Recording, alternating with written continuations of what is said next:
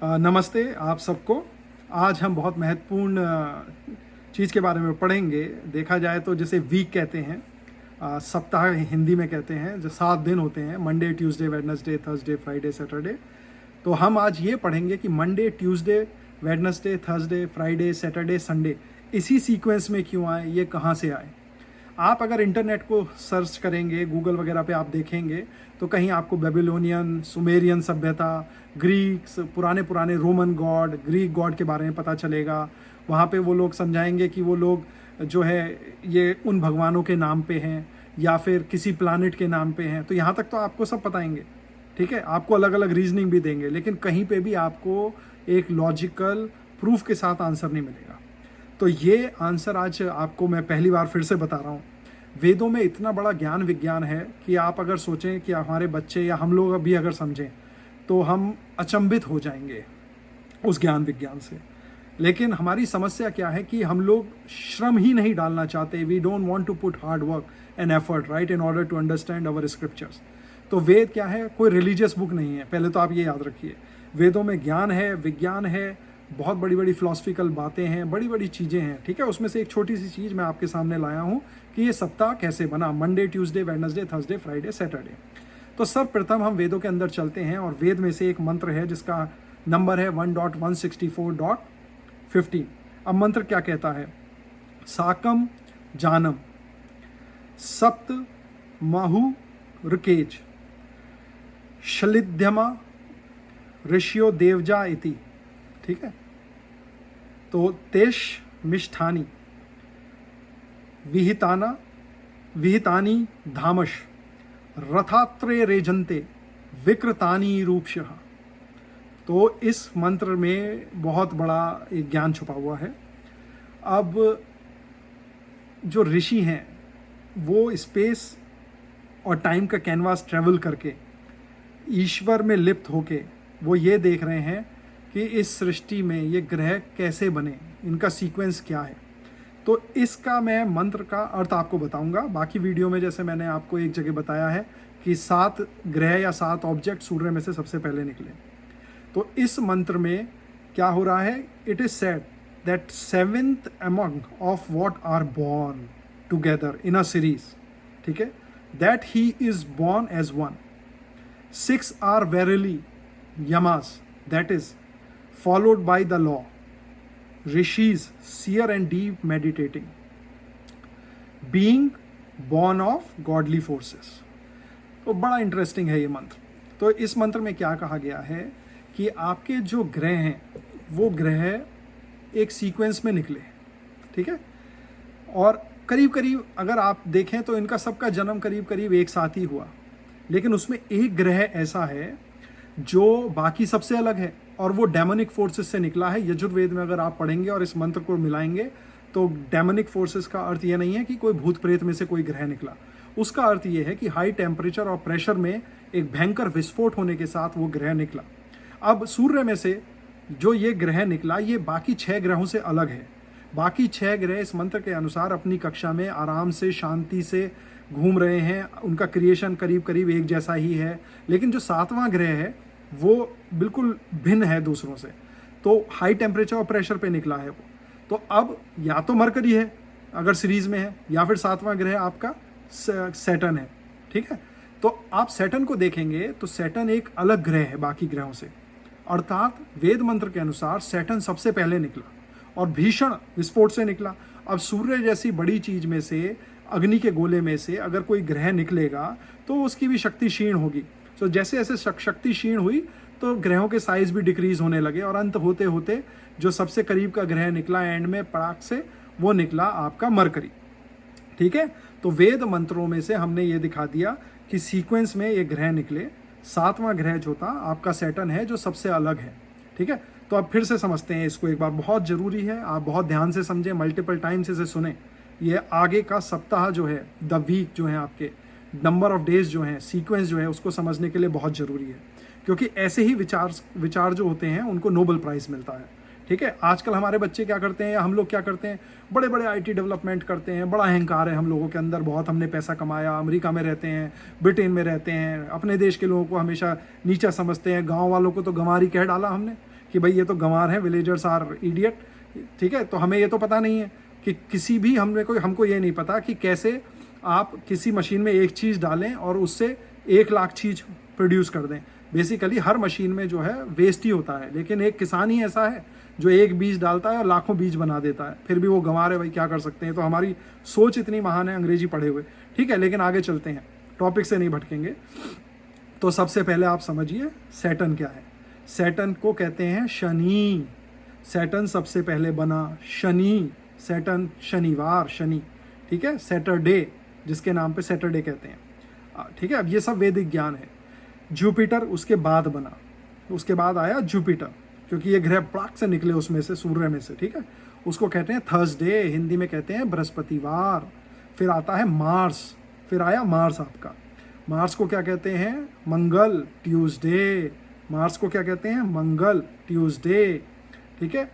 Moon, moon आपको पता ही है, धरती का जो है पुत्र है मून, उसको कहते हैं सोम, ठीक है।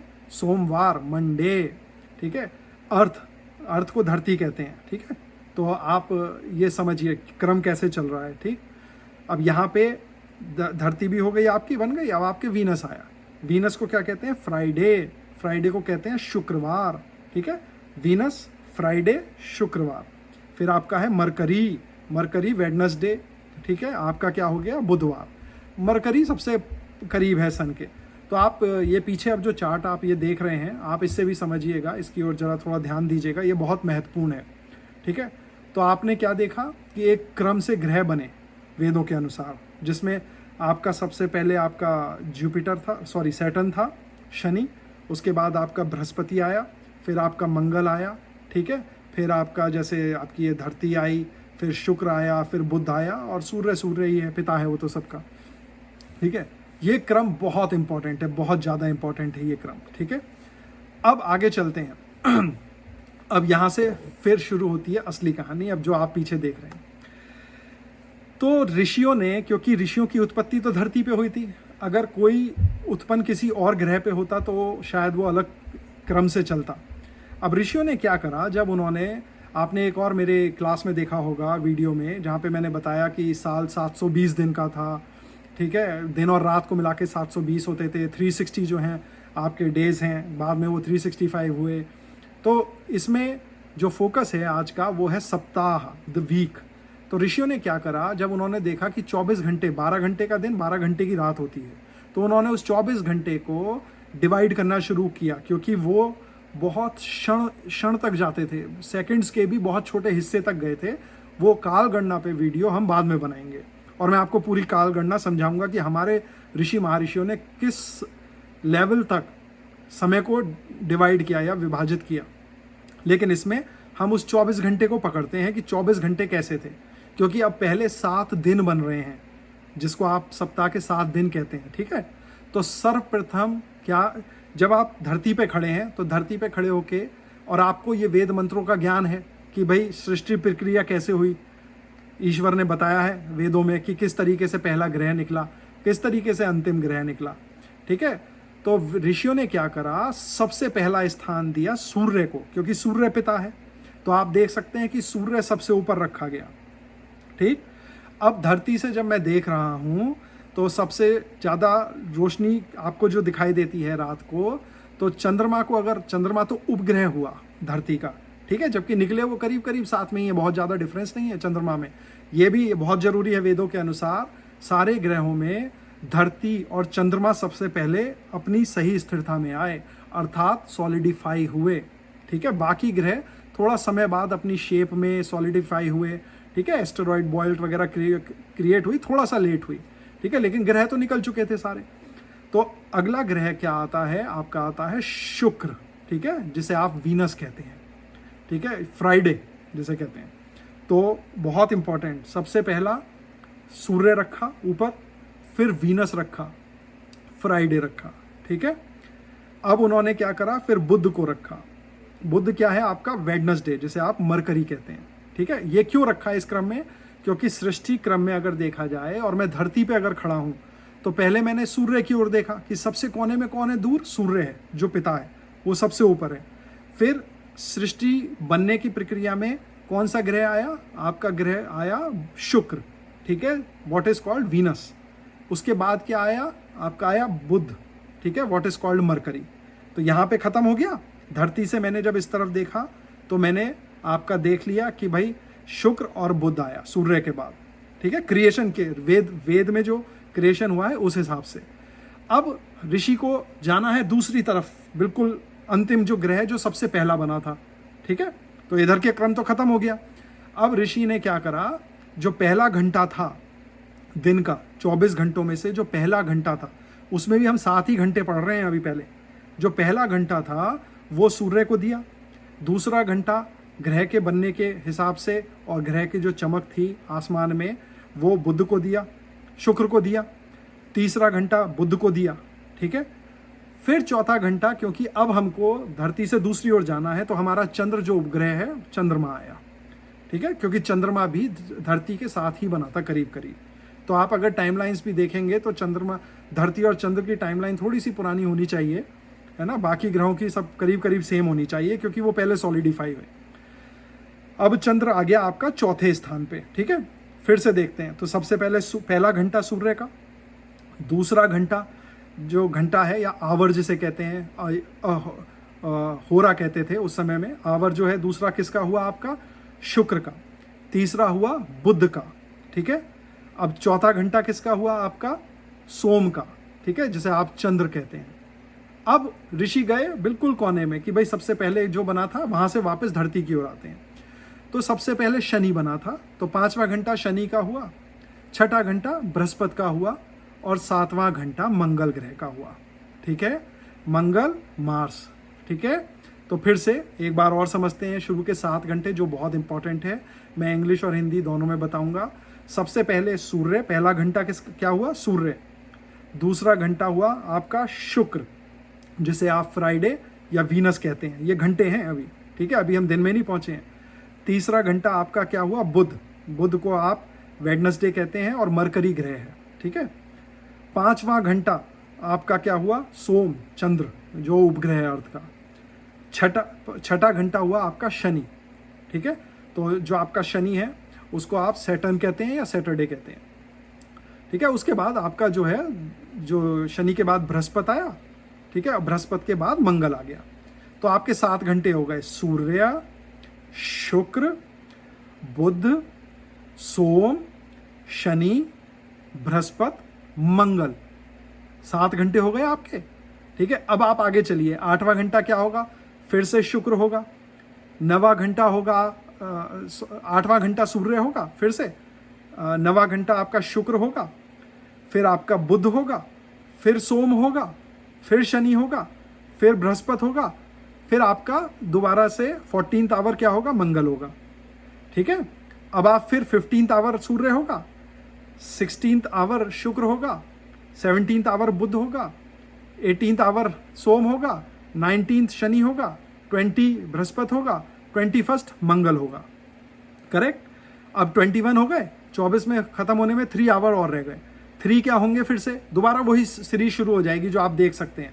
तो जब आप देख रहे हैं तो चौथे कॉलम में जो आप देख रहे हैं जहाँ पे सोमा पे येलो है, राइट, तो उससे ऊपर है सूर्य, आपका 1 घंटा हुआ 21वां, 22वां, शुक्र हुआ आपका 23वां और बुध हुआ और आपका सोम हो गया। सोमा जो है वो 25वां घंटा हुआ फिर, राइट। तो आपके 24 घंटे खत्म होते ही सोम 25वां घंटा हो गया। 25वां घंटा मतलब अगला दिन शुरू हो गया, समझ गया आप? तो अगला दिन शुरू हो गया सोमवार। तो पहला सूर्य था, सूर्य से आपका पड़ा रविवार। 25वां घंटे पे क्या लैंड हुआ? कौन सा ग्रह? सोमवार, ठीक है। तो सोमा, चंद्र, सोमवार पड़ा।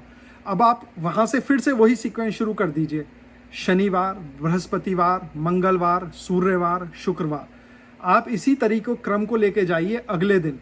तो अगले दिन जो 25वां घंटा फिर से पड़ेगा, तीसरे दिन, वो पड़ेगा मंगलवार, ओके। तो सोमवार के बाद, दैट इज मंडे के बाद मंगलवार। मंगलवार मीन्स इंग्लिश में आज जो ट्यूसडे कहते हैं। अब आप मंगलवार के फिर से पहला घंटा मंगलवार, आप इसी क्रम में जाइए जैसे मैंने आपको चार्ट में दिखाया है। तो अगले दिन का जो 25वां यानी जो पहला घंटा पड़ेगा वो पड़ेगा बुधवार, ठीक है। बुध मतलब वेडनेसडे, मरकरी, बुधवार। ठीक है, समझ गए। फिर आप बुधवार से फिर शुरू हो जाइए। अब आप बुध पे आ गए, यानी आपका हो गया संडे, हो गया मंडे, हो गया ट्यूसडे, हो गया वेडनेसडे, हो गया बुधवार, हो गया बुधवार। आपका जो 25वां घंटा हुआ बुधवार, यानी पहला घंटा उस दिन का वेडनेसडे का, फिर से वही सीक्वेंस में चलते जाइए। अब 25वां घंटा कब पड़ेगा? नेक्स्ट 25वां घंटा मतलब नेक्स्ट डे का फर्स्ट जो पड़ेगा वो बृहस्पतिवार पड़ेगा, ठीक है। बृहस्पतिवार आपका क्या हो गया? थर्सडे हो गया। वेडनेसडे का थर्सडे आ गया। आप फिर उसी सीक्वेंस में चलते जाइए। 25वां घंटा यानी फर्स्ट आवर नेक्स्ट डे का क्या पड़ेगा? शुक्रवार, ठीक है। तो आपका शुक्रवार हो गया, दैट इज फ्राइडे। इसी सीक्वेंस में नेक्स्ट डे क्या पड़ेगा? शनिवार, फर्स्ट आवर, ठीक है, दैट इज सैटरडे। और फिर से दोबारा संडे। तो आपके 7 दिन हो गए। तो आप ये देखिए कितना बड़ा विज्ञान है कि वेद मंत्रों में तो ये बताया कि किस क्रम में ग्रह निकले, ऋषियों ने उसी क्रम को लिया, क्योंकि वो धरती पे उत्पन्न हुए। तो उन्होंने पहले सूर्य की ओर देखा, अपनी स्थान से सूर्य की ओर गए, जो जो क्रम में बना उसको लिया, वापस आते हुए चंद्रमा जो उपग्रह है उसको लिया, और फिर सबसे कोने में उस दूसरे छोर पे जो सबसे पहला ग्रह बना था उसको लेके फिर वापस धरती की ओर आए। तो देखा जाए तो सृष्टि निर्माण जो मतलब हमारे जो आकाश गंगा है या हमारा जो ब्रह्मांड है उसमें जिस क्रम से ग्रह बने उसी को बेस बनाकर महर्षियों ने ये सत्ता आपको गिफ्ट किया, जिसको आप सब लोग उपयोग करते हैं। लेकिन हम ये नहीं जानते कि ये कैसे हुआ। तो मैं आशा करता हूँ इस वीडियो में कुछ ज्ञान विज्ञान आपको मिला होगा। अगर आप कुछ भी नहीं कर सकते, वेद वगैरह नहीं पढ़ सकते, तो कम से कम इस चैनल को लाइक करिए, सब्सक्राइब करिए और वीडियोस को फॉरवर्ड करिए। इतना तो हम कर ही सकते हैं अपने ऋषि और वेद ऋषियों के लिए। हो सकता है कल आपका कोई बच्चा या कोई भी इस वीडियो को सुने और कल वो हो सकता है कि नोबेल प्राइज़ प्राप्त कर पाए समझ के, क्योंकि ये एक ओरिजिनल विचार है जो मेरा भी नहीं है, ऋषि और बड़े बड़े भारतवर्ष में पैदा हुए वैदिक ऋषियों का ज्ञान है। इसी के साथ आपको बहुत बहुत धन्यवाद।